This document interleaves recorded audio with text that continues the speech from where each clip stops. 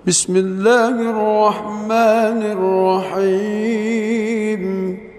Dan ini sebuah fakta menarik yang disampaikan Ibnu Rajab. Lihat, yang disebutkan Ibnu Rajab ketika meluruskan pola pikir orang yang terfitnah dengan kelezatan maksiat, lalu berpikir, nanti aku tobat, aku ini, dan seterusnya. Lihat, yang beliau sampaikan itu semua masalah hati. Semua. Dan itu yang diserang. Jadi yang pertama kali diserang ketika Anda maksiat itu hati Anda. Dan Anda nggak bisa ngeles gitu loh. Nah, orang kan berpikir kalau gue maksiat nanti rizki nggak lancar. Itu rizki urusan belakangan. Hati dulu yang diserang.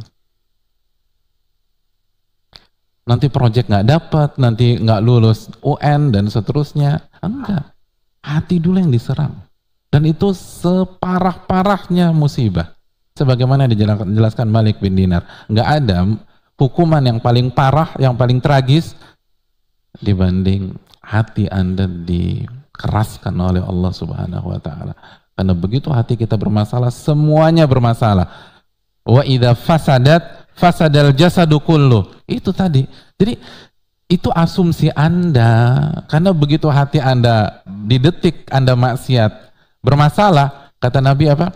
Jika hati itu rusak, fasadal jasadu kullu, maka seluruh anggota badan itu akan rusak. Jadi ketika Anda sudah punya schedule, jam 10 sampai jam 1 gue berzina, lalu jam 2 gue qiyamul lail, enggak. Anda kan punya schedule sebelum zina.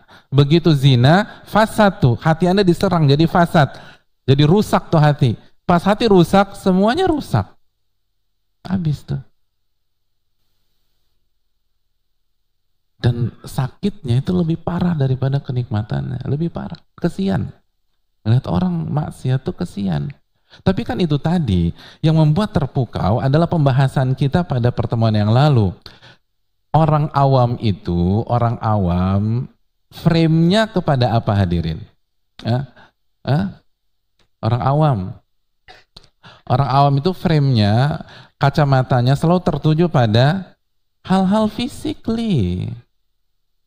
Hal-hal yang kasat mata, hal-hal yang tangible, hal-hal yang bisa dilihat. Ya aksesoris, ya mobil, ya gadget, ya tas kalau ibu-ibu, arloji kalau bapak-bapak. Kan begitu hadirin. Oh gila loh, dia sukses loh. Ya harga sahamnya naik. Itu orang awam. Orang awam sama nilainya begitu. Ya rumah ada beberapa. Ya liburannya kemana? Itu orang awam tuh, awam udah awam.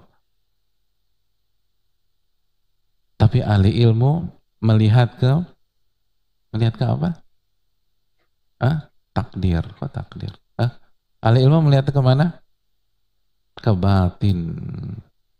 Hal-hal yang intangible, hal-hal yang batin, hal-hal yang di balik layar, behind the scene, kegalauan, ketidaktenangan. Ada yang bisa ingatkan itu di surat apa, ayat berapa? Al-Qasas ayat berapa? Antum boleh jawab sekarang. Ini umum. 7, 8, 9, 10. Banyak banget. 7, 8, 9, 10.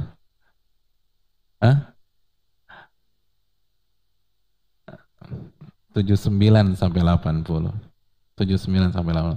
Fa kharaja ala qaumihi fi zinati. Dan ketika Qarun show of force di hadapan kaumnya, maka orang-orang yang menginginkan dunia melihat, ya laita lana mithla ma utiya Qarun innahu ladzu hadzin azim. Hasan al-Basri pernah menyatakan, wa inna lis-sayyi'ati thawaban fid dunya wa thawaban fil akhirah. Sesungguhnya dosa itu akan mendapatkan ganjaran di dunia dan akan mendapatkan ganjaran di akhirat.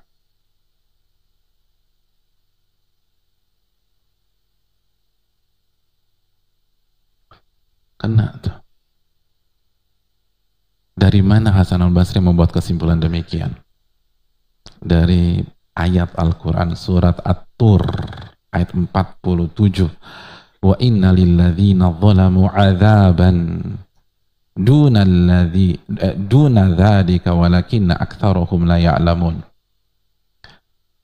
Dan sesungguhnya orang-orang yang zalim akan mendapatkan azab di bawahnya. Maksudnya apa? Azab di dunia sebelum di akhirat. Tapi mayoritas mereka nggak tahu, gagal paham, nggak ngerti. Pasti kena azab.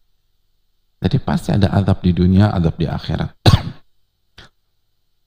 Terakhir, apa penjelasan Hasan al-Basri? Apa sih azab di dunia? Mari kita simak.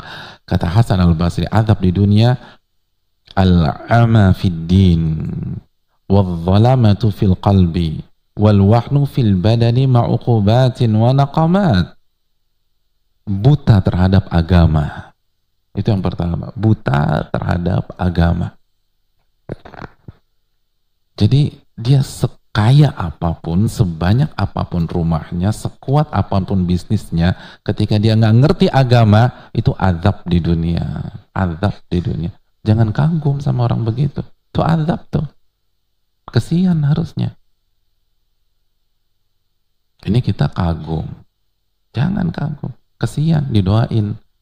Gitu loh. Jangan kagum. Makanya kan Allah berfirman, wala tu'jibuka amwaluhum wala auladuhum. Jangan sampai kalian kagum dengan apa? Harta mereka dan anak-anak mereka. Dalam surat apa?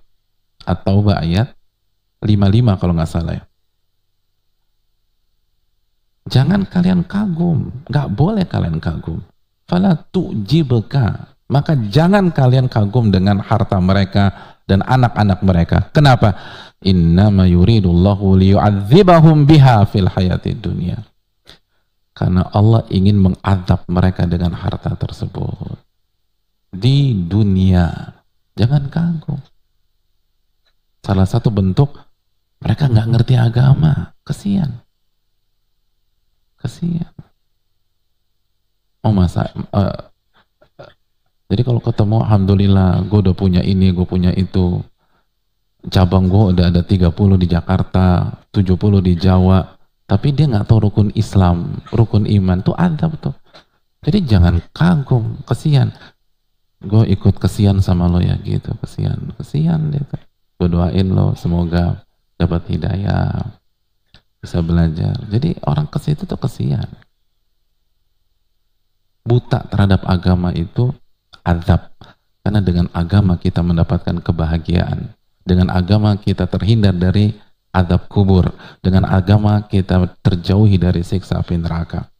Wadzalamati fil qalbi. Yang kedua, gelapnya hati. Kasihan hati. Hatinya gelap. Hatinya gelap. Dan itu benar. Gampang galau, gampang stres, gampang emosi, gampang meledak-ledak. Nggak tenang hidupnya. Dan itu real. Cuman kita karena selalu ngelihat dari luar, dan lagi-lagi parameternya yang fisik karena keawaman kita, ya kayaknya enak-enak aja tuh hidup. Padahal enggak.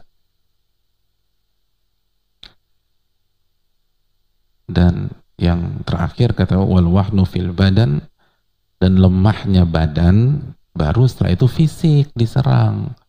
Jadi hati dulu yang diserang, baru fisik, kata Hasan al-Basri. Kelemahan di badan ma'uqubat wa naqamat, bersamaan dengan bencana dan musibah yang lain. Gitu hadirin. Jadi memang serangan-serangan pertama tuh orang nggak lihat, karena hati kita yang langsung diserang. Karena maksiat tersebut. Dan udah hati, habis semuanya. Karena itu sumber dari kebaikan anggota tubuh kita. Alhamdulillahi Rabbil Alamin.